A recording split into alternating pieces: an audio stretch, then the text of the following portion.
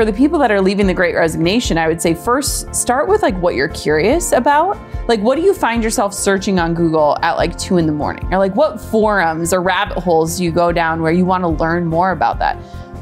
Oftentimes we brush off our curiosities as just something like weird or something different about us. But every time I've been curious about something enough to like dive into it and be a student of it, I've found like gifts inside of that. Jenna Kutcher, welcome to the show. Oh, thank you.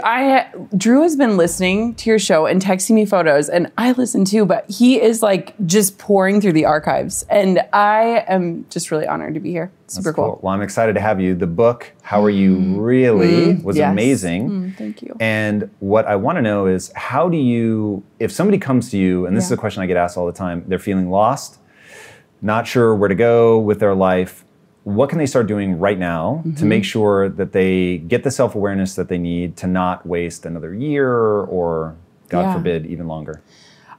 I really think that our human race is struggling to be quiet with ourselves. We're constantly distracted. And it's really easy for me as a parent to see kids get distracted nowadays. It's like they don't know how to be bored anymore. But it's funny because you know, kids have screens in front of them and then they don't know how to play. They don't know how to be creative anymore. But adults are doing the same thing.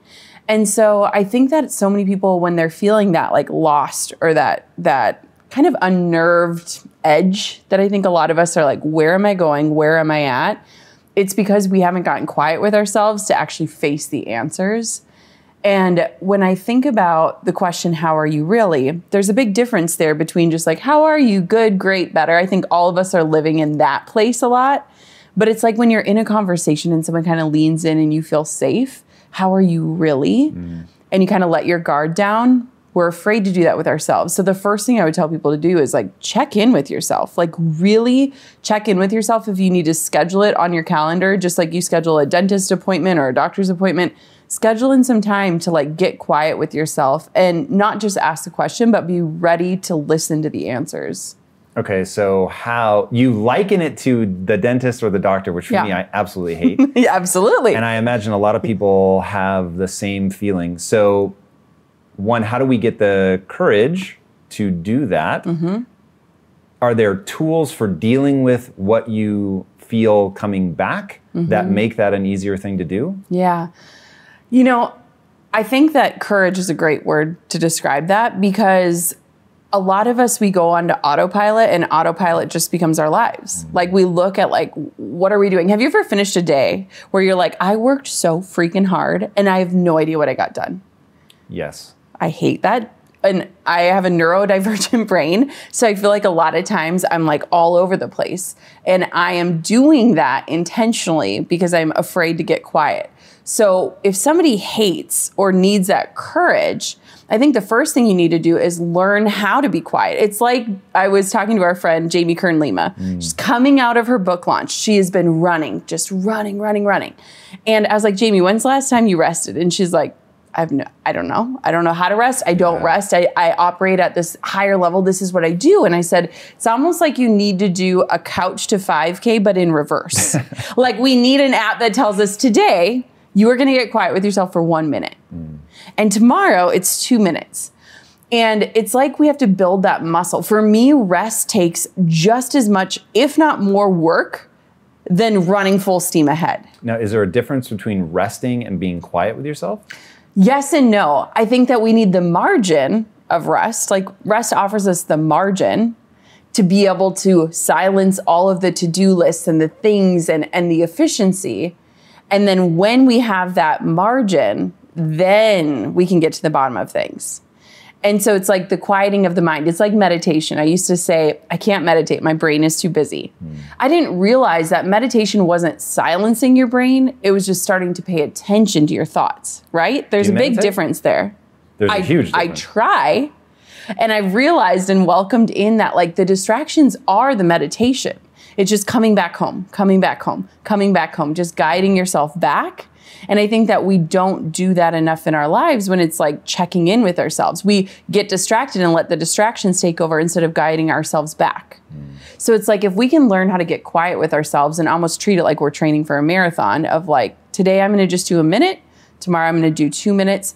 then we're starting to create that rhythm that gives us a space to be quiet. And in that quietness is when we can actually get to the bottom of it. All right, so what does that minute look like mechanistically? Am I sitting comfortably? Am I laying in bed? Do whatever the heck you want. What do you do? So for me, like yesterday, I was in a cab driving in LA, and I'm not familiar with this area. I don't know it. I don't feel necessarily comfortable here. I'm from Minnesota, like small town. So like traffic for us is like when the stoplight is red. We're like frustrated. And so I was sitting there and I was kind of feeling like a little anxious and unease. And I looked out the window and I said, like, what is something I can see right now? What is something I can smell right now? What am I feeling right now? And like just coming back home. I mean, it's a practice a lot of people do when anxiety rises up, where it's like, started listing like, where am I? And am I safe? And am I good? But for me, it's really just like taking that deep breath. Today I was getting my hair blow dried. I was on my phone kind of doing all these things. I was like, be here right now. You don't have to be efficient all the time. You don't have to be doing something or creating something. And so for me, it can look anywhere, but it's like taking that deep breath, realizing I haven't been breathing deep enough, and then relaxing into that. All right, so I want to talk about efficiency really fast in a super self-indulgent way. And then I want to get back to like how people then listen, what are they hearing, how do they construct it? But so it sounds like you and I struggle with the same thing. Yes. So I prize efficiency so much that I remember I used to walk towards my car and I would try to make it such that I got my hand in my pocket and hit the unlock just in time to be able to open the door. So there was no fumbling, hesitation, nothing. And if I didn't do everything perfectly, like if I missed my seat buckle and, with the seatbelt and didn't get it in, I was like, oh my God, exactly. Now it was fun. It wasn't like I wasn't in a mental health crisis. Yeah. There was something fun about it, but it can become pathological if you're not careful. So as somebody who's been so richly rewarded for being efficient, because as an entrepreneur you are, what have you like hooked into to make the rest, relaxation as rewarding as the efficiency? Yeah.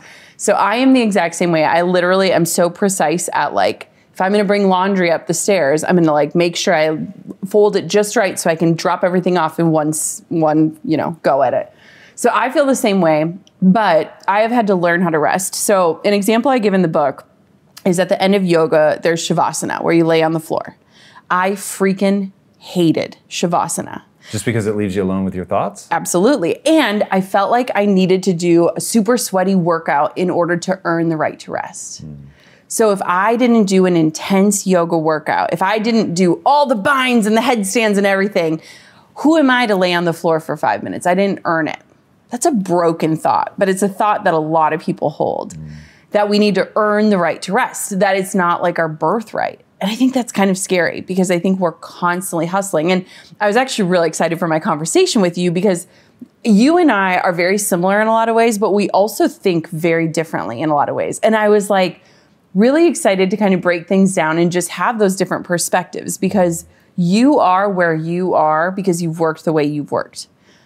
I am where I am because I've rested in the way that I've rested. And I think it's a beautiful, like our relationship is really unique in that, because we can agree to disagree on certain things of like what it takes or how you get to where you're going and what that path looks like. But at the same point, we have to recognize that our output is one thing, but like at the expense of what? And for me, like, and I know you guys have dealt with your own health things, like with Lisa and different things like that, where it's like my body is speaking to me and trying to give me signals that I have to slow down. Like the check engine light is on. And when we went through 2 miscarriages while trying to grow our family, it was not just, for me at the time, it felt like a failure, but really when I look at it now in hindsight, which hindsight is always 2020, like my body was literally telling me like, it can't even support your life right now, let alone support another human's life. And so when I think about Shavasana and laying on the floor and resting, I didn't feel like I deserved rest. I was scared to slow down because I was afraid that the momentum would leave and that it would all go away. And I've learned that in that resting comes this like trusting of like what has gotten me to here will carry me forward. And I have all those tools in my toolkit ready to be pulled out, but they don't need to be all out right now. Does that make sense? Oh, yes. Okay, so I love the idea of don't let yourself be trapped into thinking that you have to earn that rest. I think that's really important. I think a lot of the world, that may not be their struggle. Their struggle may be the exact opposite. Reverse, but I think that's really important for people to hear. But now that we're quiet, so we're not fighting ourselves, we're taking our rest, we're in Shavasana, we're laid out, and we're really going to make use of it. Something begins to happen, which is our mind starts racing. And what I loved about How Are You Really is you can even fool yourself and give yourself the, I'm fine, it's all good, everything's okay. And then people end up either like accepting a path that is not ideal for what they want to do, it's not bringing them the joy that they want to experience, or it's just complete and utter misery. So what I want to know is, as the mind begins to spin, how do you make that useful? How do you either get it quiet enough to hear intuition, or to begin to build a plan? Like, how do you, because I know what people go through. They just want up off the floor so that they can distract themselves. And if they're going to make use of that, what is it that they have to understand? So I always start with the easy questions and work towards the hard ones. And actually, in Lisa's book, the easy questions about your life? In Lisa's book, she talks about how she was saying like everything was good enough, right? Like good enough. Why should I be complaining? Where it's like the gratitude turned in to the place that was keeping her stuck. And I think that's such a fascinating thought. Like when she was saying that, I was like, my gosh, like nowadays, if I ever complain about anything, it's always with these caveats. Like, I'm really stressed out as a mom, but I'm so grateful to have healthy kids and I'm so grateful to have a partner and all these things. And it's like, we've forgotten that this isn't like a comparison. Hard is hard. And when we're laying on the floor or however we're choosing to rest, what creeps in is like, I should be happy. I should be grateful. What is wrong with me? Everyone else would be so happy to have this situation. Why am I not happy? And what it's led to is I feel like so many people are just faking that they're enjoying their life. I don't know how many people, I mean, we know so many successful people and you see them just crushing it online. And if you sit down with them and ask them, how are you really? They're miserable. And you were recently talking about how, for so long, like money was the pursuit. Money was a pursuit. And I think for so many people, it is because it's a necessity. But when you put money above your time, when you treat money as the currency and not time, you start to spend your life trading your hours for dollars to not even be able to enjoy it. And so when I start laying on the floor, it's like, how am I today? How does today feel? Like, am I excited about what I'm going to do today? The second part of that is not just what does success look like, because I think a lot of us can make vision boards all day, right? Like we could go onto Pinterest, pin the house, the car, the outfits, whatever. But how is success supposed to feel? Because I'll tell you that my most successful moments are the least glamorous things. Like my most successful moments are things that people would never understand. It's like pancakes on a Saturday morning. I would have bet millions of dollars you were going to say pancakes. Which, if people read the book, they will get. But yeah. So I had this vision when we were struggling to grow our family. And I was working with someone who was like just working on helping me get quiet with myself because I was in a state of grief. I was in a state of anger. And we set up a weekly call. And every time she would call, I just wanted to ignore it. It was like, I don't want to face it. I don't want to unearth it. I know I'm going to have to deal with it. And one day we get on the phone. She's like, I want you to sit down and I'm going to lead you through this exercise. You don't have to do anything. Just listen. And she asked me, she said, I want you to envision like your most vibrant self. And I want for you to step into that body, like feel your fingers in her finger slots, your toes, where her toes land, like feel what it feels like to be alive and vibrant and healthy and happy. What is up, my friend? You and I are living in a golden era of self-improvement. We have books, platforms like YouTube, courses, seminars, virtual events, workshops, The list really is endless.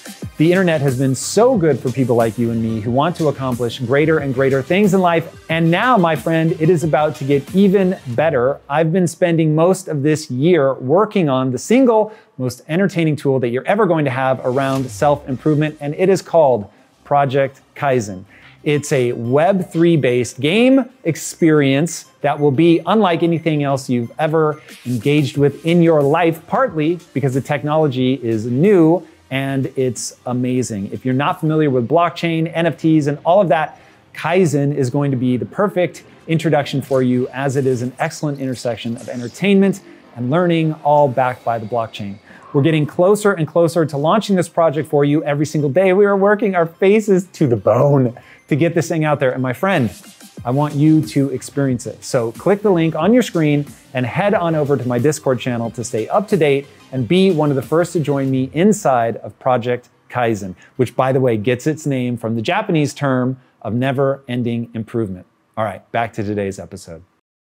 And I remember just like sitting there and like tears are just streaming down my face. And because you're imagining it. Because I'm imagining it and it felt tears? real. They're happy tears, but it was like my reality is so far away from this. And I wasn't envisioning anything grand. I was envisioning me wearing jeans, which most days I wear sweatpants, a white linen shirt, and I envisioned this little girl eating pancakes at a table. We didn't have any children at the time. And it was so real. I could like literally hear the little girls giggle. And I get so emotional because that exercise, it felt so just, I mean, it was 10 minutes of my life.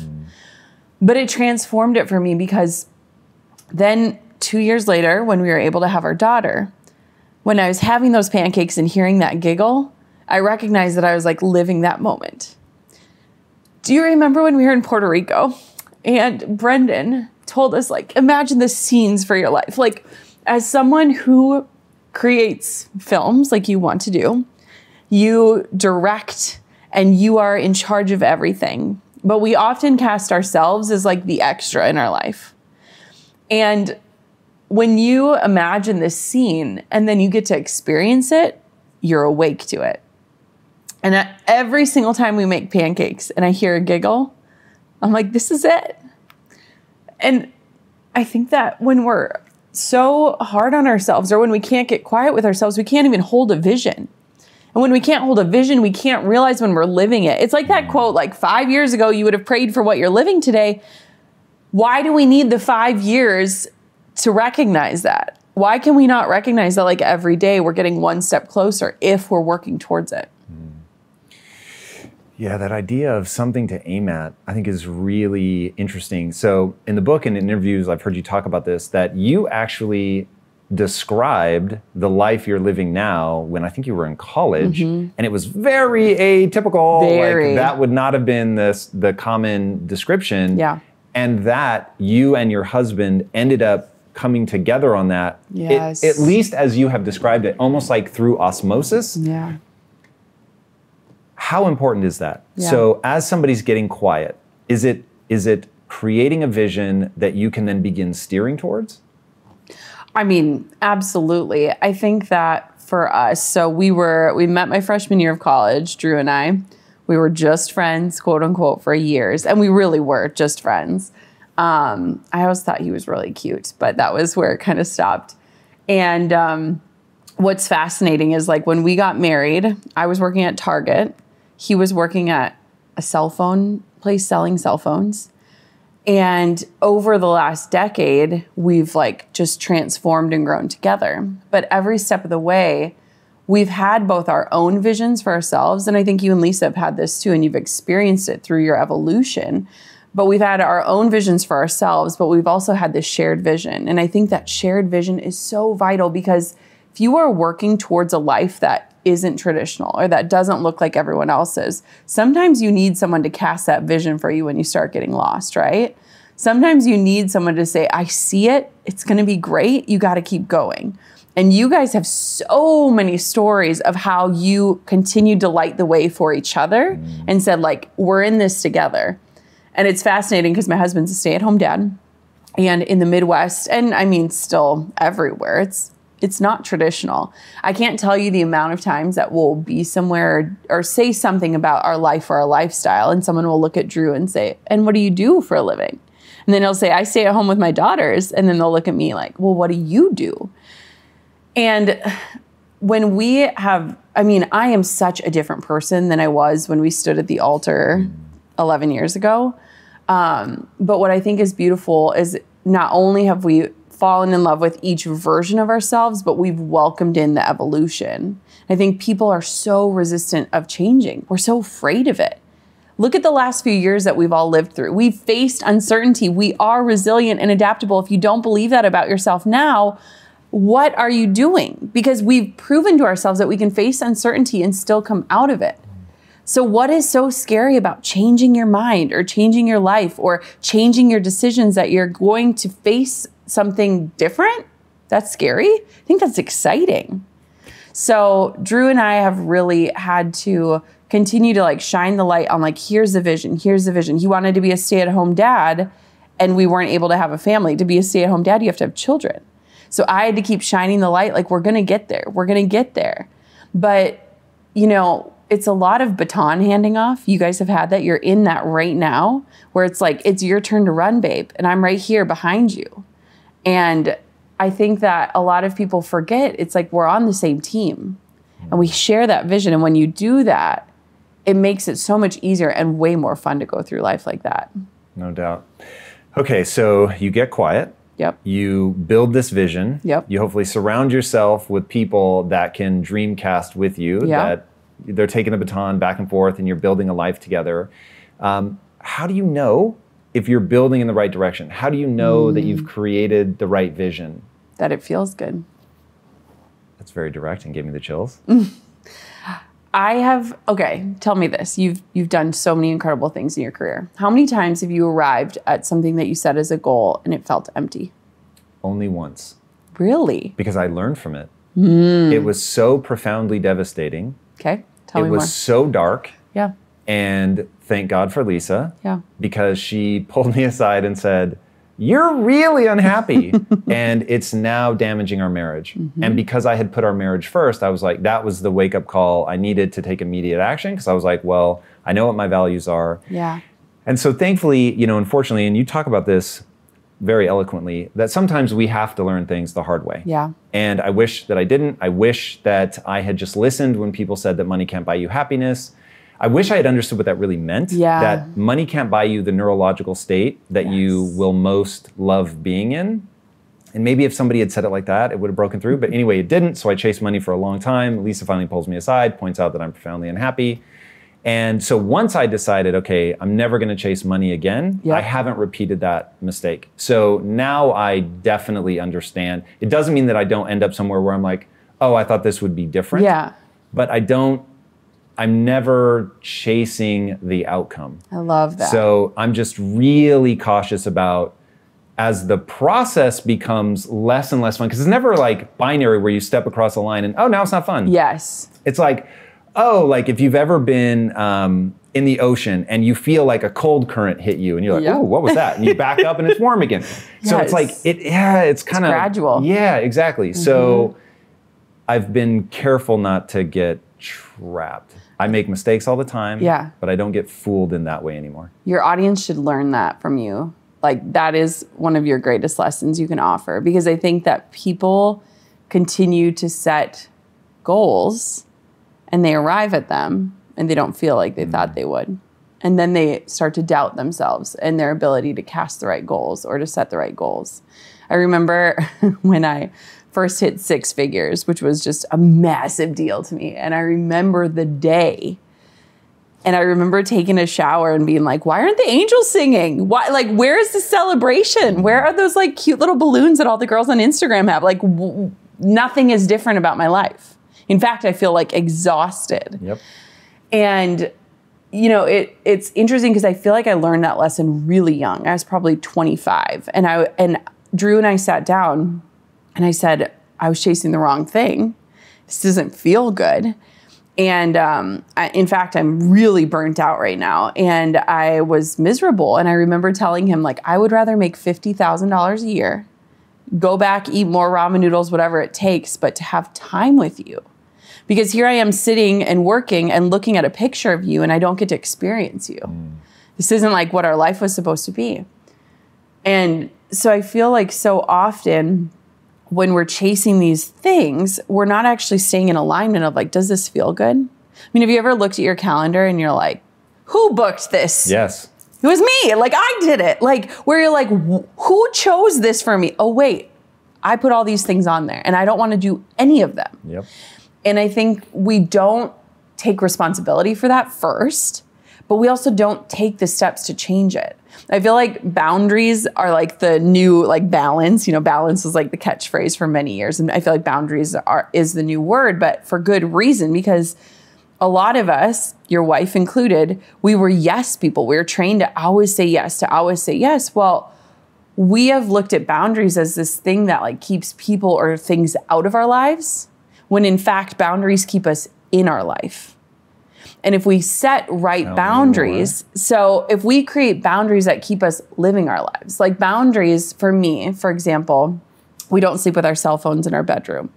We don't use our cell phones for work. So my team only operates on the computer. Wow. There's no expectation to have their phone. Your phone is your personal device. I will never text or call you unless it's an emergency. Creating boundaries like that keeps me in my life. So if my 3-year-old waltzes in the room and my phone goes off, I know it's either her dad or her grandma or someone like that. It's not work and it's not going to pull me out of that moment. And so when I think about how do we stay in alignment with success, it's those constant check-ins of like, how does this feel? It's looking out for the cold fronts. When the cold fronts are showing up for a few different days, okay, maybe it's time to reevaluate. And in today's world, I was thinking about this the other night, and I want to get your thoughts on this. When we're on an app like Instagram and we're scrolling through it, I follow interior designers and fashion bloggers and entrepreneurs, and I follow, you know, motivational speakers. I follow incredible mothers, and I'm consuming all of this information. And my brain isn't recognizing that these people are really good at one thing. And so my brain is telling me I need to be good at all the things. I need to have a house that looks like the interior designers. I need to be the mother, like the stay-at-home mother. I need to have the career like the motivational speaker. And I was thinking about it and I was like, it's fascinating how our brains separate like the niches and throw them all into a category that makes us believe that we're not doing enough or being enough, which is why I believe that we're chasing things that maybe look good, but don't feel good. God, that's so important. Isn't it? That's so important. That was the thing that I really liked about the book is, so my obsession, honestly, if all of my efforts, you asked me to like, what is the one thing that you want to get across to people? And I'm talking everything, the comics, the video games, movies, TV, what we're doing now, it would be you're having a biological experience. Yes. What I'm trying to convey with that idea is that ultimately you are a brain in a vat. It's just that your vat is your skull. And once you understand that all that matters is how you feel about yourself when you're by yourself. Yes. And so when you're quiet, when you're shavasana on the floor and you're alone with your thoughts, are you like, word? Or are you traumatized? And if you're traumatized, that is not, it's not shame on you, but listen, it's a data point. Yes. And what I love about your story is that you've actually acted on these data points. And I want to know how. So the number of pivots you've made in your life, and you detail this in the book, but the number of pivots you made in your life is really incredible. I mean, I know not to make you extraordinary and let myself off the hook, but it's pretty incredible. Like you found success every time you've changed. But I think that you changed in a way that avoided you hitting an iceberg. Yeah. Or at least maybe you hit the iceberg, but you didn't sink. Yeah. So how, going back to this, okay, we're building a life. We have the person that's going to help us or the people that are going to help us. But how do you get and maybe it's skill set to successfully pivot? Because there's so much fear in that moment. I'm assuming part of what helps you get to the other side is you're like, I can figure this out. Yes. So to give context, just a few of the things I've done. We actually have one in common. I was a forklift driver as well. Were you really? I really was. So I was a forklift driver and I did wedding videography. Yes. That's so bananas. I drove forklift at a paper mill. Rightly so. My first job ever was cleaning limousines. Okay, that I have not done. Done a lot of different things, but in my entrepreneurial career, I was a wedding photographer. Then I had a watercolor print shop. Then I became a podcaster, a speaker, a coach, all these different things. And my thing that I truly believe is my secret sauce is that everything started as a side hustle. I had to build up the confidence in myself to go all in on every single thing. So I feel like there are two camps of people. The people who are like, jump and the net will appear. And the people who are like, let me weave my net so that I feel safe enough to make the leap. I'm the weaver. I'm the person that I'm like, I need to trust that this calling is right. And I need to experiment with it first to know how it feels. So every single time I've started anything, I've always started it as a side hustle with no pressure, no stakes. I don't want money involved. I always do it as like a creative outlet. And then when it feels good, or if it feels good, I pivot into it. And so one of the reasons why I feel like I've been able to do it successfully is because I built a brand, not a business. And what I mean by that is by definition, a business is like the product or offer that you have for sale. But a brand is the personality behind those offers. And even when I was a wedding photographer, I was showing up, talking about struggles and joys and triumphs and all these things. So when all of a sudden I was like, I think I'm going to get out of weddings, which is exactly what I've known for. I was the top wedding photographer in the state for 4 years in a row. Leaving that behind is a really big deal. But I had so many life moments when we were trying to grow our family where I was like, this isn't it anymore. It's just not it. I didn't hang up my camera and say, peace out, I'll figure out what's next. I kept shooting, but I did less and less and less. And there's a chapter in the book that talks about finding your enough point. And what I mean by that is finding the place where you can continue doing what is giving you the security you need to free up your time to get the creativity back. So towards the end of my wedding career, I was shooting 7 weddings, which was paying our mortgage and our bills so that I wasn't worrying about that. But I wasn't doing 35 weddings in a summer and killing myself over it. And so I have been able to pivot because 1, I do so safely and slowly, but 2, I let myself be creative again without the pressure. And I think one thing that is so hard for us as entrepreneurs is we immediately think, how can I monetize that? Or like, how can I get paid for my time, right? Because we value our time is so expensive. But I have built a brand that allows me to move and evolve and change and grow and invite people in on that without being like and today I'm this version and tomorrow I'm this version and you've got to follow me. But it's like, hey, I'm curious about this thing. I think I'm going to give it a shot. Just going to try it out and see what happens. And I invite people with that to come on that journey with me. I am all about like showing up imperfectly. I was telling you as I walked in today, I'm like, this is amazing. I was like, I record in my closet. It's one of the top podcasts in the country. And I literally record in a tiny closet with no team and just a microphone. And I still do that 5 years in. But that's the approachable alignment that I need to make things feel good for me. And so yes, I've pivoted time and time again, and I think I'm going to continue doing so because I kind of get bored or I kind of have different like calls that I'm like curious about, but everything starts as a side hustle. And I feel like the world of entrepreneurship has neglected this segment of the audience who is in that trial phase or the experimentation phase. They don't feel like they fit. They don't feel like they're an entrepreneur. They can't say they're an entrepreneur, and they don't feel like they're a hobbyist. They have this dream and this curiosity, but they're like, where do I belong? I don't fit in this world that we've given them. And so I just want to say, like, if you are in that experimentation phase, freaking have fun with it. Get creative, but don't box yourself in or create another ladder that you're climbing that might not be going in the right direction. What is up, my friend? Tom Bilyeu here, and I have a big question to ask you. How would you rate your level of personal discipline on a scale of 1 to 10? If your answer is anything less than a 10, I've got something cool for you. And let me tell you right now, discipline by its very nature, means compelling yourself to do difficult things that are stressful, boring, which is what kills most people, or possibly scary or even painful. Now, here is the thing. Achieving huge goals and stretching to reach your potential requires you to do those challenging, stressful things and to stick with them even when it gets boring, and it will get boring, and even when you might be afraid of the outcome if you fail. Building your levels of personal discipline is not easy, but let me tell you, it pays off. In fact, I will tell you, you're never going to achieve anything meaningful unless you develop discipline. If you're not already a 10 out of 10 with this skill, and I use that word intentionally because it is a skill, you can build it, you can get better at it. Class from Impact Theory University called How to Build Ironclad Discipline, that teaches you the process of building yourself up in this area so that you can push yourself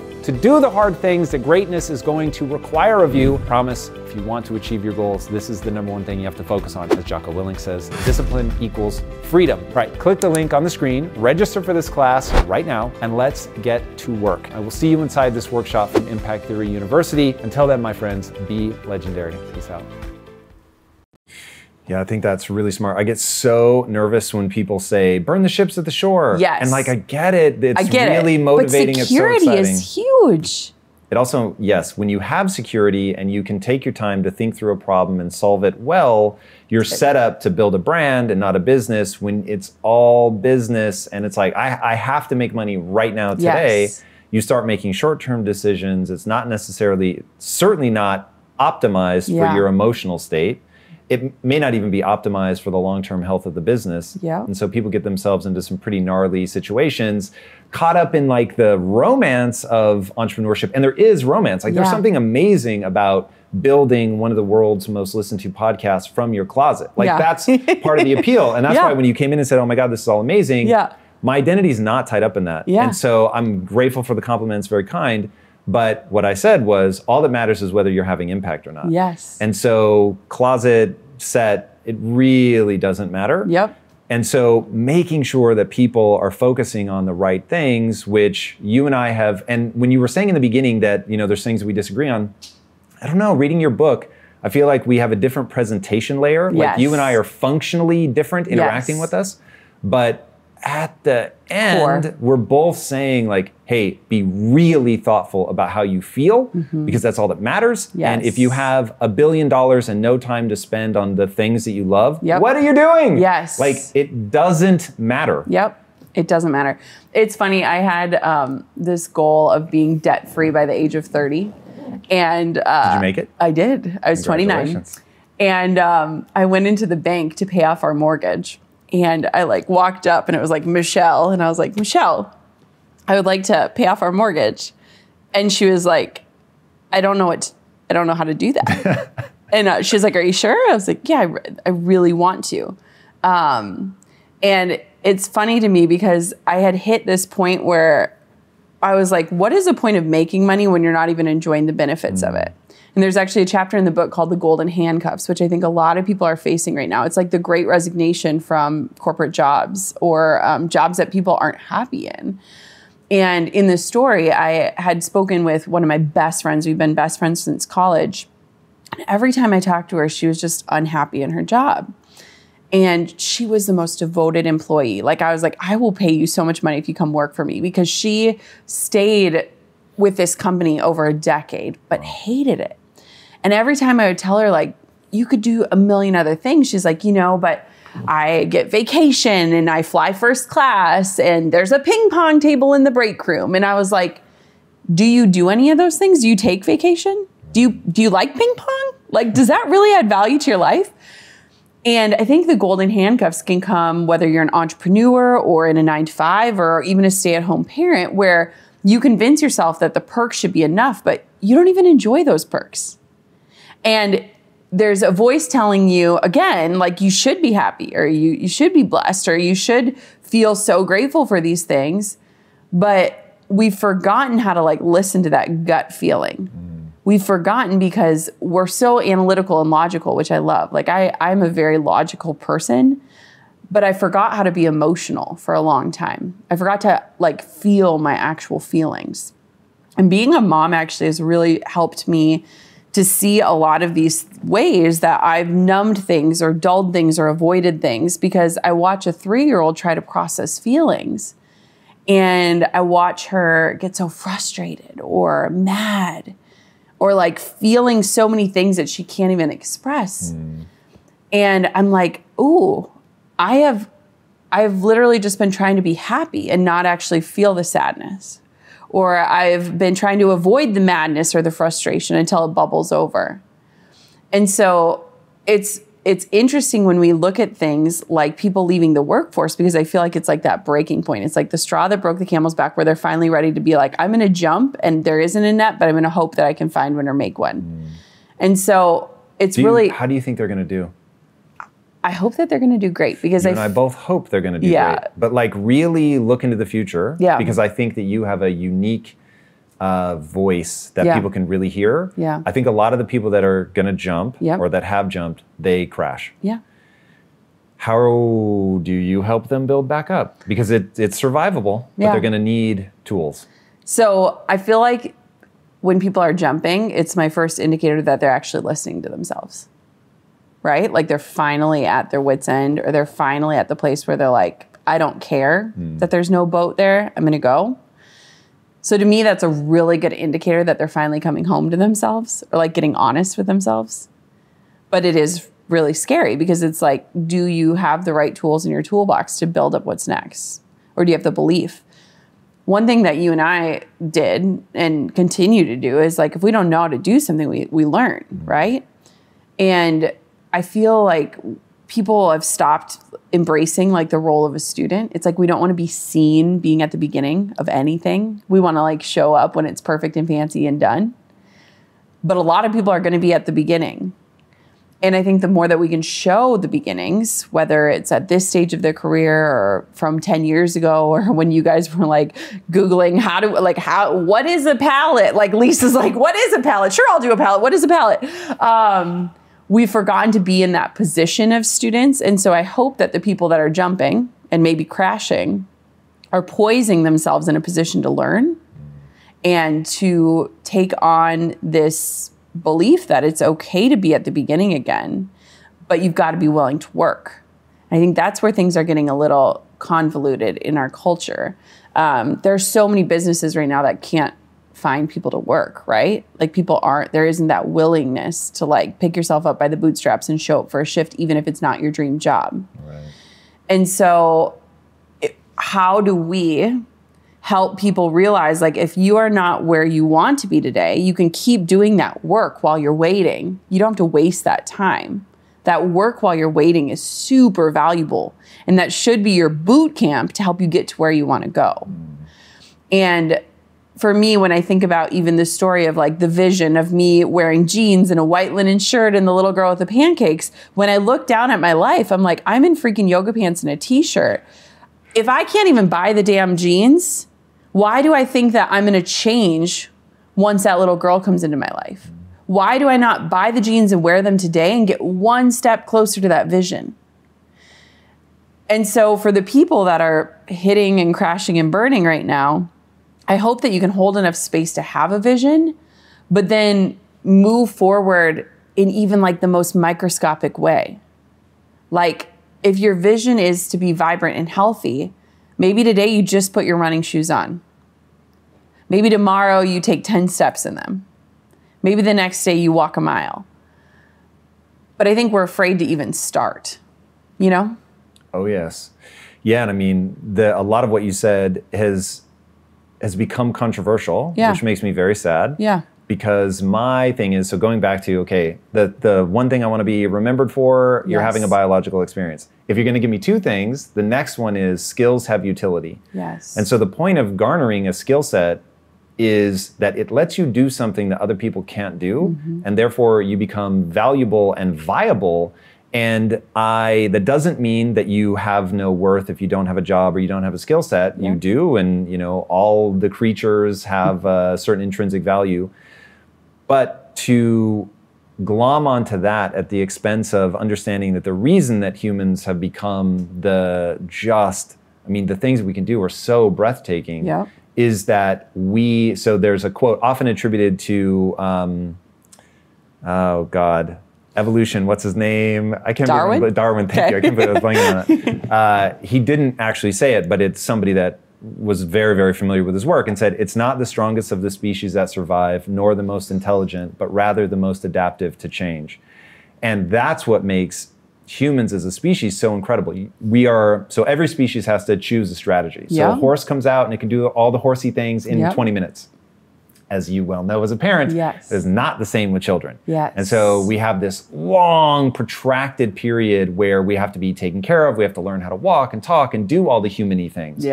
But if you look at that and go, oh, that's what we're designed to do. That's the strategy that as a species we have chosen. Therefore, it doesn't matter if I'm good at it today. I just crashed and burned. Okay, why? Because I don't yet have the skill set. So now the question is, check in with yourself. Do you actually want the skill set? And so I'm always telling people, ask yourself, do you really want to be the best in the world at that? You probably won't ever make it, which is fine, but do you really want to strive towards being the best wedding photographer, forklift driver, whatever the case may be? If the answer is yes, amazing, the journey is going to be incredible because you will enjoy acquiring the skill set. If the answer is no, then even acquiring the skill set will be a loss because you won't enjoy it. But now that you've decided, I really do want to be great at this is just skills. It's not you're a better person. It's just you have skills that let you do something that other people can't do.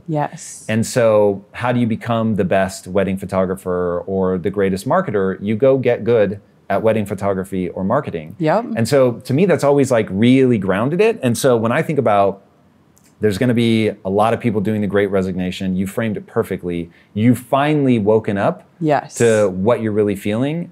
Amazing. But now, if you crash, don't panic. This is about skill acquisition. Well, it's interesting because I think a lot of times when I look at even at my wedding photography career, I wanted to become a wedding photographer because I was a bride myself. So I lived that experience and I was like, this is fascinating. And I found myself not just like picturing me as a bride, but picturing me as the person capturing the bride. And I was so worried because I went to school for business and I was like, people are gonna like wonder where I got my photography degree. They're gonna ask all these questions. Never once in my career did somebody ask me like, where did you go to art school? And I studied. It was crazy when I bought my camera. So I bought this camera on Craigslist for $300 and it was at a time when I was in my 9-to-5 feeling burnt out. Like if the Great Resignation was a decade ago, that would have been like my moment of like the signal. Like I don't want to do this 5-year plan. I don't want to stay in this office. I need to get out. The camera became my vehicle to get out of there. And I remember I didn't realize how uninspired I had become. I didn't realize that I had forgotten how to be creative. I didn't realize that I wasn't nurturing the side of myself that was curious.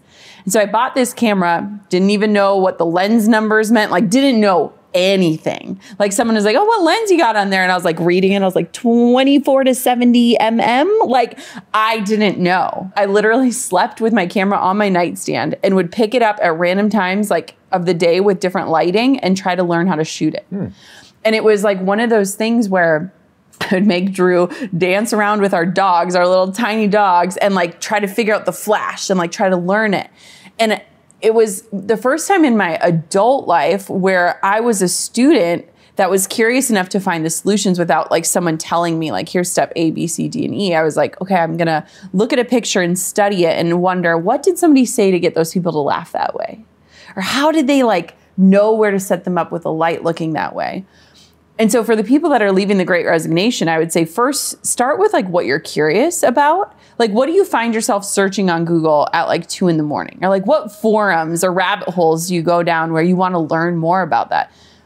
Oftentimes we brush off our curiosities as just something like weird or something different about us. But every time I've been curious about something enough to like dive into it and be a student of it, I found like gifts inside of that. And so when I became a wedding photographer, I was so worried that people were going to say like, you're a fraud. What are you doing? Like, you don't have any business doing this. But I did have business doing it because I was learning it and committed to learning it. And I mean, think about your journey and all of the ways that you had to learn how to do everything. You had to wear every single hat to get something off the ground. But beyond that, you had to have the belief that you could do it. Yep. And we've forgotten how to believe in ourselves. It's so easy to look at like somebody you love and be like, you could do anything you want to do. But when we look in the mirror at ourselves, we're like, who am I? Who am I to do this? How do you do it then? For me, motherhood, again, has been a game changer in that, because I look at my daughter and I'm like, what kind of life do I want her to have? Or what kind of things do I want her to believe to be true? And then I prove it? I want to flip the mirror and be like, so I'll look at her and be like, gosh, you are so beautiful.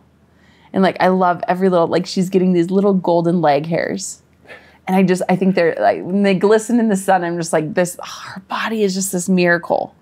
And then I'm like, and yet I just spent like 20 minutes trying to like hack off my leg hair. Why do I not believe the same things for me? I do now, but I didn't always. And I think a lot of people are in that place where they're like, who am I to do this? Who am I? What do you cling to? Like, because I know you're a person of faith. Do you grab onto God made me and therefore I should be okay with myself? Like, what's your anchor? I was thinking about it this morning, actually, when I was getting ready, because I did an interview yesterday and someone brought up my body. And it's something I've talked very openly about, like insecurities and things like that. And I was thinking about it. And when you say someone brought up your body, you mean on social? No, in an interview, they were like, tell me about your body, because they were trying to give words to my body, which is so funny because I was thinking about it last night and I was like, I don't even really notice my body anymore in a way of like fixation on it. Like, I'm just at home in my body. And so whenever somebody brings it up, I'm like, I have a very average body that I'm working on being stronger and healthier and all these things. And so they brought up my body and I was like, I used to almost want to separate my mind from my body, like my spirit, my soul from my body, where I was like, because you were unhappy. And because I didn't like what I saw physically, but I loved who I was mentally. And it was like my spirit, soul, and body were 3 different things. And I think I've learned how to come home and like be a whole person. Like, this is all of me. Like I am my body is me. We are in this together. And when it comes to confidence, which is something that Lisa talks about so eloquently, is it's not a destination. I don't think somebody just like arrives and you're a confident person. I think you can have confidence a lot of the time, but I think it's like a choice over and over again. It's that redirection. It's like if we think about that meditation, it's like noticing a thought and then redirecting, noticing a thought and redirecting. And I think that's where my confidence comes from, is getting really good at redirecting and changing my own inner narrative so that I can help other people change theirs. So with my daughter, if she comes to me and says, what is this spot on my body? I'm like, that is your special spot. It makes you so unique. It's beautiful.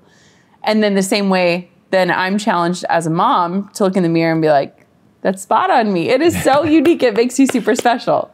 It's fascinating. So interesting. So I definitely think women have a way harder time to deal with this.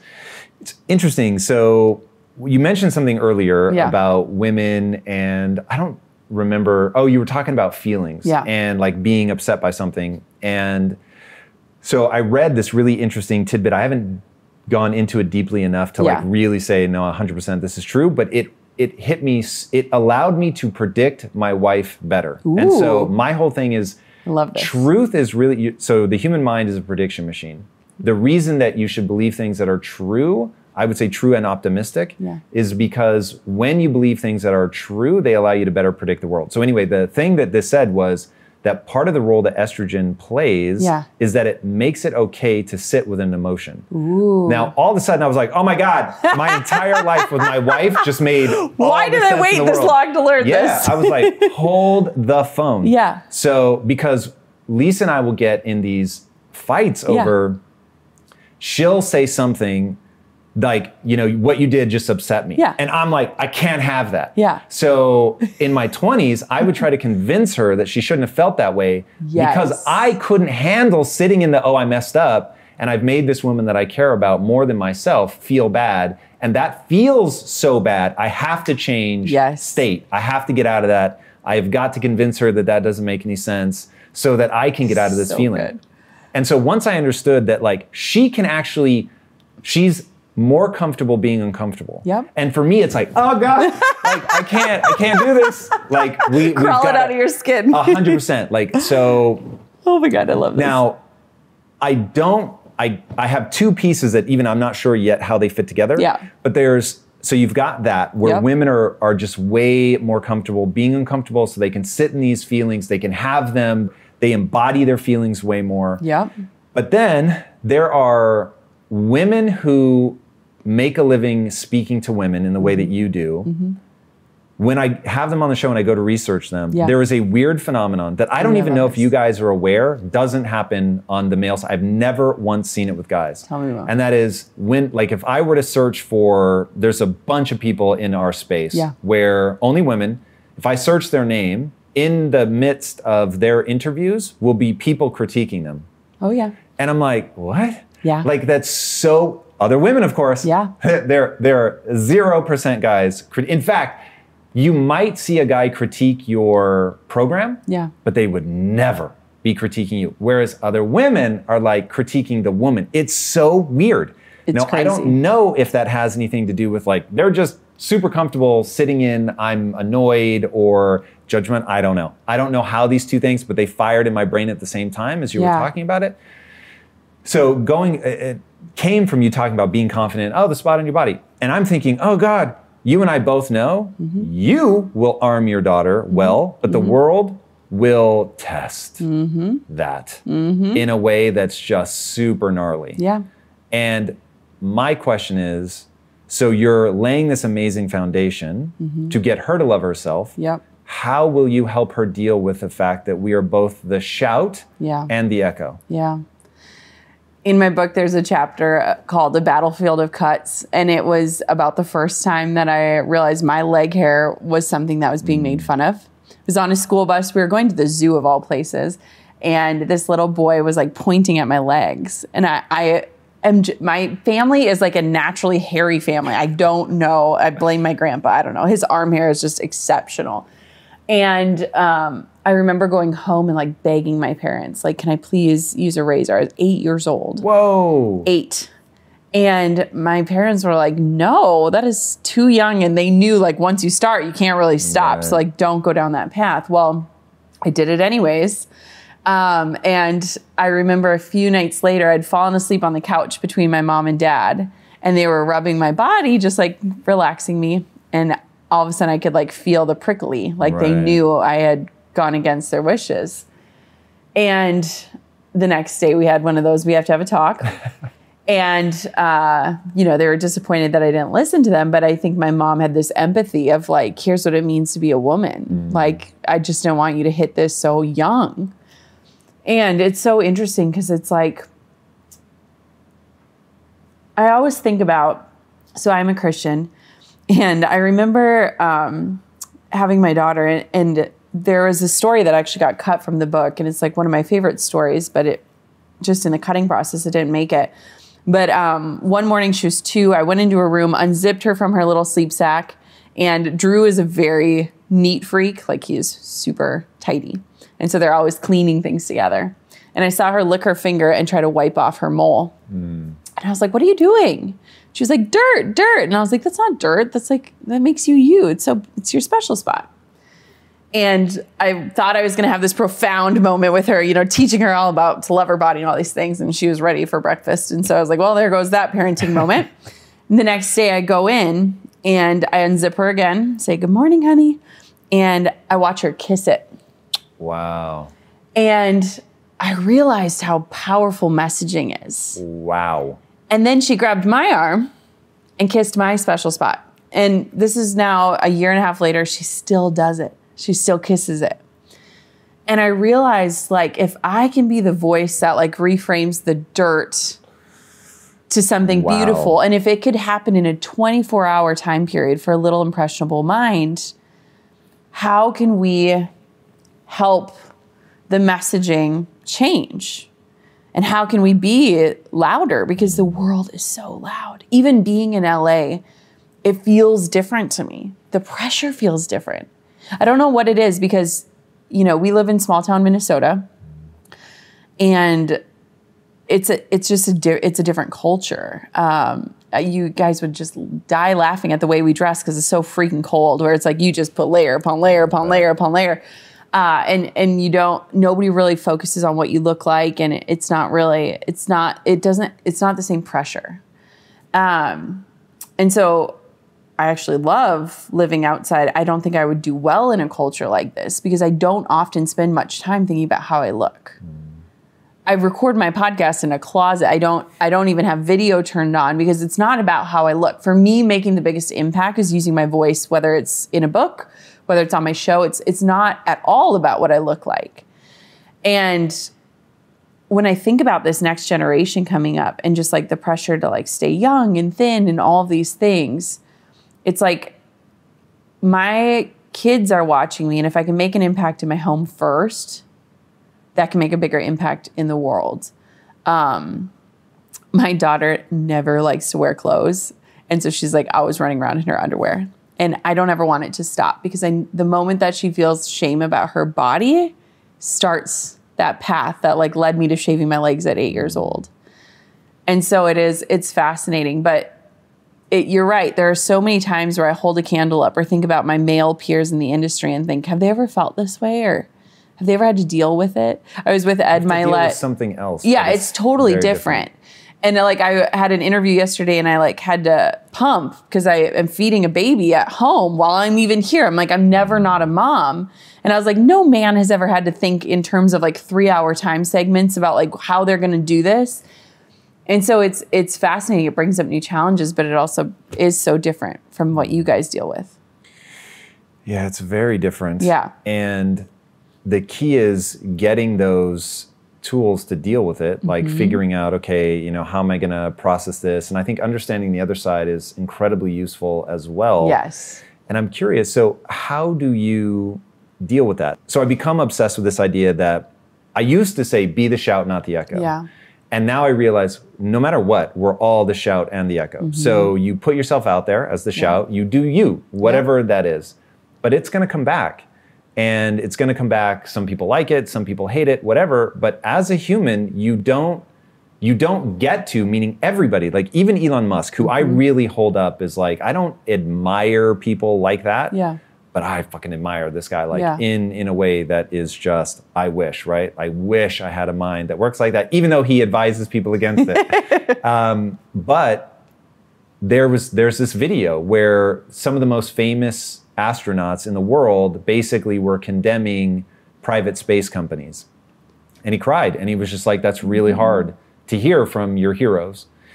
And I want to know, like, when the echo comes back, even though you've done all the shavasana and you've worked to like get where you're going, when the echo comes back and it's not kind or generous or allowing for grace or whatever, how do you stay steady? How do you remain you and not just bend to the echo? Yeah. I wish that I had like a one-step process for that, but I think it's really complex. And a lot of it is reframing. And a lot of it is like rewriting the narrative in my head so that their loop doesn't stay on. Their loop is like the passenger in my car, but I'm the driver. They can give their feedback and I can choose to accept it. I think there's a very big difference between criticism and commentary. Commentary can offer suggestions or ideas or inspiration. Criticism is just straight up mean. But for me, my loop that's on is the louder one. It's like, imagine a stereo and like you're turning the dial up. Like which voices are you letting in and which ones are you turning down? And it's funny to me sometimes because Drew and I went viral years ago because there's a picture of us on a beach together. And someone had said, like, how did you, a girl like you, manage to land a guy like him? And he's super fit, and his passion is fitness. Like, that guy gets so itchy if he doesn't get in a full workout. Like, I am not like that. I've never been like that. You and me both. Oh, my gosh. So it was hilarious because in that picture, I thought I looked great. And so that comment came out, and I was like, what are you talking about? I think I look fabulous in that photo. Like, that swimsuit is... And so it's funny because conversations happen about my body because I'm very open about it. But when I post photos, it's because I'm proud of myself. And it's because I'm proud that that shout isn't even a part of my processing anymore. And so, especially with women, it's so, I mean, you could probably, well, actually, I'm curious, as a man, could you repeat some of the nasty things that you've heard about yourself verbatim? Like you remember word for word what somebody has said to you, or do you not? No. So I think women, you could ask most women, like, just tell me some of the things that have been said about you. And we could probably verbatim tell you the mean things. But we probably couldn't put words to the kind things or the good things or the beautiful things. And it's actually proven that our brains like focus on the negative because it could include tips on how we could improve or do better or whatever. It's like we're wired to fixate on that stuff neurologically. But the problem is like when we just let that be the thing and we don't try to self-correct. And so I often think about like, is the world's criticism and feedback my Garmin, my GPS, if we still had those suckers? Or is it just the passenger that's chatting away and I can just turn the dial down on the stereo? And that's what I've gotten really good at. Very wise. Jenna, the book's phenomenal. Where can people follow along with you? What's the right way to connect? Yeah, so Jenna Kutcher online, like Ashton, although we are not related. And the book is How Are You Really? And I've never worked so hard on one project in my life. I can imagine. Especially as a digital creator who can like dream, create, produce, publish within like a day. Like slow progress is still progress. And I'm just so excited that it is out into the world and can make the impact that I dreamt it would. It's incredible. Congratulations. Thank you. Thanks for having me. Oh man, what a pleasure. Guys, she's an incredible human who I have had the good fortune of getting to know on camera, off camera. The book is amazing. I highly encourage you guys to check it out. I think it's one of the most important questions we can ask ourselves is, are we really happy where we're at? And if not, we should make a change. And in the book, she walks you through how to get in touch with that and how to figure out a path forward. And speaking of things that will help you develop a path forward, if you haven't already, be sure to subscribe. And until next time, my friends, be legendary. Take care. Peace. At some point, we all bought into this lie that you got to feel ready in order to change. Yeah. We bought into this complete falsehood that at some point you're going to have the courage, at some point you're going to have the confidence, and it's total bullshit.